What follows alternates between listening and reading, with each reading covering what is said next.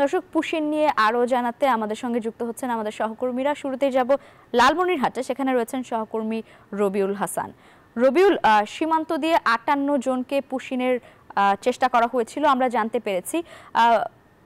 এখন সীমান্তে নিরাপত্তা ব্যবস্থা কেমন দেখছেন জানাবেন।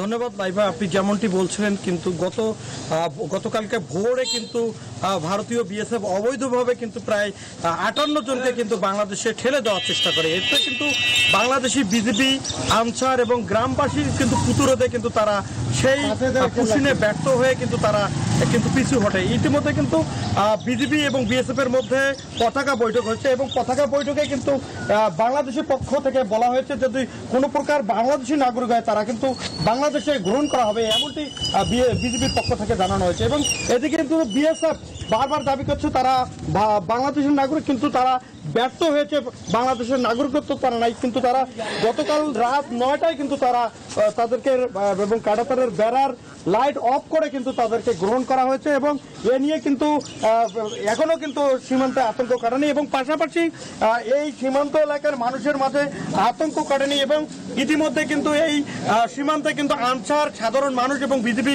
পাহারা দিচ্ছে। আমরা আপনার সাথে কথা বলতে চাই, কি অবস্থা এখন সীমান্তে? আজকে আমরা শান্ত আছে বর্ডার, আমরা সর্বক্ষণিক আছি, জনগণ, বিজেপি, আনসার সবাই মিলে আমরা আছি। আজ সকালবেলা কোনো কিছু ওদের পুশিং নাই, তো আমরা আতঙ্কে আছি আর কি, এবং সজাগ আছি।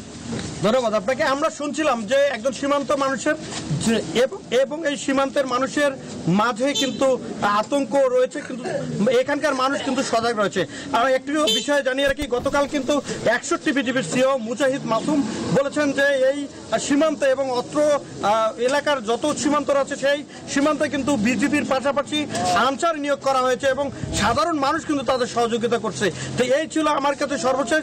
ফিরে যাচ্ছি স্টুডিওতে।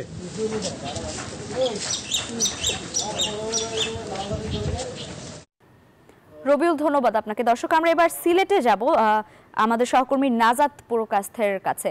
নাজাত, সিলেটের সীমান্ত দিয়ে কি কোনো পুশিনের ঘটনা ঘটেছে কিনা জানাবেন আমাদের।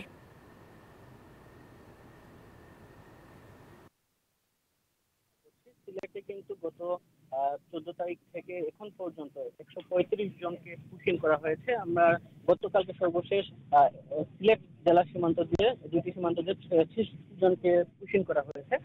আমি আছি এখন সিলেটের একটি কোম্পানিগঞ্জ উপজেলার একটি সীমান্ত এলাকায়। আমি যেমনটা দেখানোর চেষ্টা করছি, সীমান্তে কিন্তু এখনো থমথমে অবস্থা রয়েছে।